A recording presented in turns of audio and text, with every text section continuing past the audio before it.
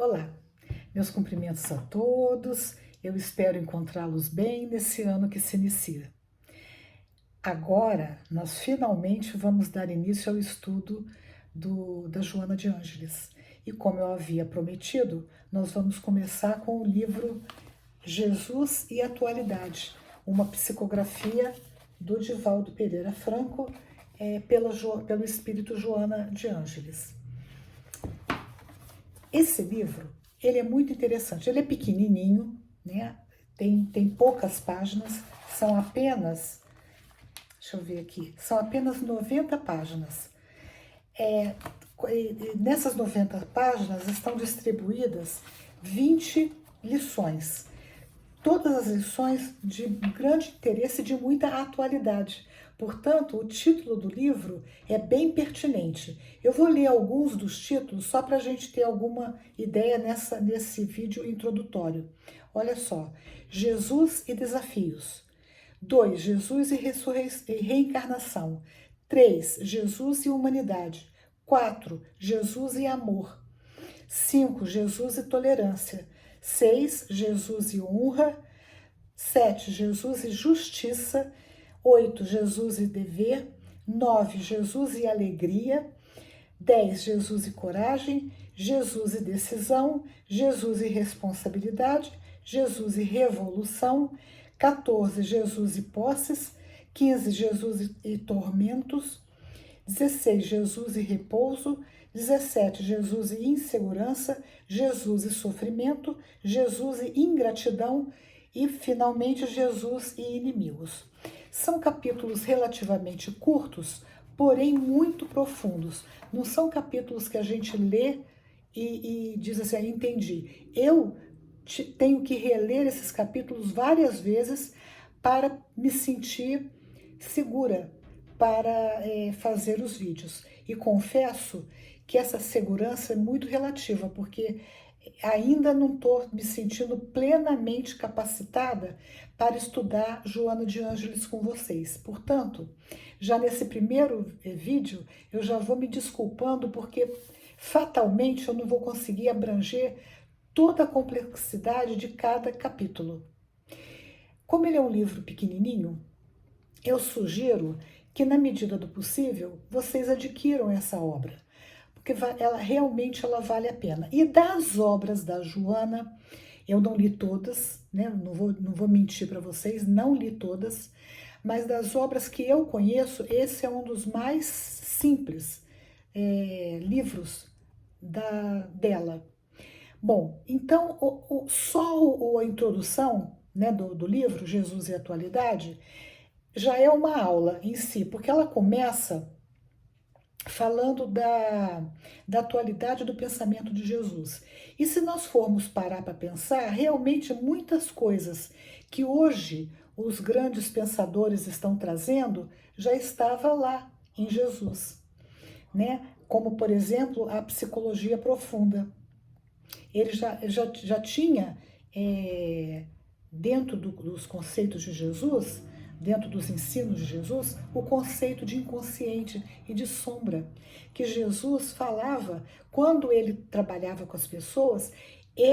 Por que ele conseguia sensibilizar as criaturas e promover nelas uma transformação íntima consistente? Porque ele conhecia o psiquismo das pessoas, os sentimentos mais íntimos das pessoas. E por isso ele as mobilizava e as motivava à reforma íntima real. Então, essa introdução, ele fala sobre isso, ele cita, ou melhor, a Joana cita alguns psicólogos como Roberto Assaglioli, Abraham Maslow, Groff,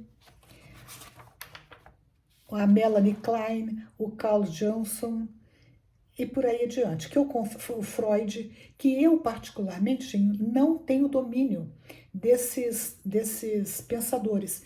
Portanto, eu não vou entrar no mérito do conteúdo que eles trabalham. Eu vou tratar desses conteúdos como um leigo, que eu me considero. e usando de uma linguagem própria, que eu acredito que vou poder trazer essa obra para um entendimento mais simples e, lógico, que raso, né? Eu não tenho condição de aprofundar esses conteúdos. Mas, de qualquer maneira, eu acredito que isso seja válido, porque eu conversei com muitas pessoas ao longo desse tempo que trabalharam Joana de Ângeles, e mesmo aquelas pessoas que são da área da psicologia, elas comentam o quão difícil é Joana. E eu que não sou da área da psicologia, eu sou da área da educação. Imagina, né, se eu vou ter a presunção ou a pretensão de ser uma especialista de uma área que, na verdade, eu não sou. Então, eu vou novamente reforçando. Num dos meus últimos vídeos, lá atrás, eu pedi sugestão do que trabalhar. E foram as pessoas que me seguem, algumas, que falaram, vamos trabalhar Joana de Ângeles. E aí eu falei, bom, então eu estou precisando estudar. Tem gente querendo aprender. Então vamos juntos, né, trabalhar Joana de Ângeles, dentro das minhas limitações. E eu espero que vocês me compreendam e que a gente vá, de repente, né, nos comentários, me corrijam no que, de repente, eu pisei na bola, né? Me corrijam, não tem problema, tá? Porque aí eu também vou pesquisando mais e procurando me tornar mais, como é que eu posso dizer, ter uma abordagem mais perfeita, se é que isso é possível, sobre o conteúdo da Joana. Aí, no decorrer dessa introdução, ele vai citar o Sermão da Montanha, dizendo que o Sermão da Montanha é considerada a carta magna dos direitos humanos. E né? Porque se a gente pegar o Sermão da Montanha como um todo, não apenas aquele trecho pequenininho das bem-aventuranças, mas olha, só as bem-aventuranças, que é parte do Sermão da Montanha. Se a gente for pensar no que Jesus está trazendo, bem-aventurados os aflitos, bem-aventurados os pobres de espírito e etc., nós vemos o quanto que Jesus está ali falando dos arquétipos e das características dos seres humanos. E tudo isso faz muito bem para a gente. Agora, quem quiser aprofundar isso, o Sermão da Montanha, só o capítulo 5 do Evangelho, que fala bem-aventurados os aflitos, aquilo é uma aula maravilhosa para a gente entender por que é que Jesus está falando que os aflitos são bem-aventurados. Porque é uma coisa que, do ponto de vista humano, como que eu posso me considerar feliz, quer dizer, bem-aventurada, sendo aflito, quando nós sabemos que a aflição machuca muito. E, no entanto, Jesus fala que bem-aventurados os aflitos. Porque ali Jesus está falando que são justamente nos momentos difíceis da vida, quando a gente atravessa as tempestades da vida, é que a gente amadurece, que a gente cresce, né? E aí, ao crescermos, nós vamos nos tornando pessoas cada vez melhores. E ele vai dizer, então, que Jesus faz toda essa abordagem dentro das terapias do amor.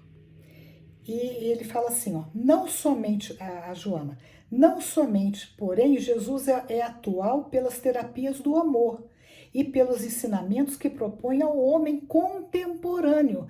Olha que interessante, Jesus estava falando há 2000 anos, mas ele continua atual, os ensinamentos dele continuam valendo para nós, os homens contemporâneos, os homens atuais, modernos.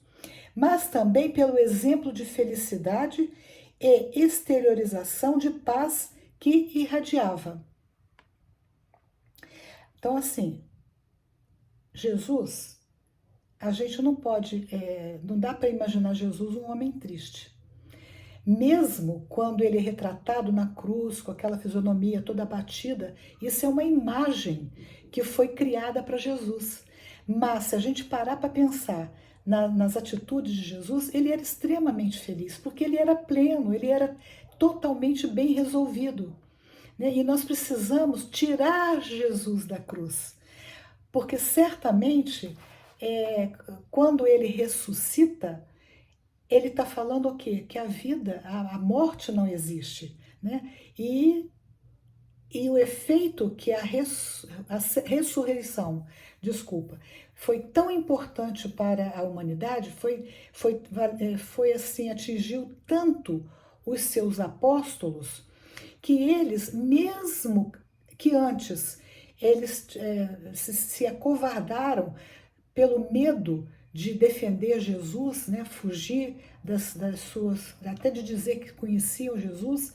Vamos pensar no Pedro, que negou Jesus 3 vezes, e Jesus falou que ele ia negar. Por quê? Aí é que a gente entende o que é psicologia profunda. Jesus conhecia cada um deles no seu íntimo, então ele sabia das fragilidades de cada um deles. João, ele sabia que João era mais forte. Tanto ele sabia que João era mais forte e que podia confiar em João, que ele entrega a Maria, sua mãe, para João cuidar dela. E João foi até o fim cuidando de Maria. Então essa consciência, né, aquilo que é o mais íntimo de nós, do nosso psique, Jesus conhecia e continua conhecendo.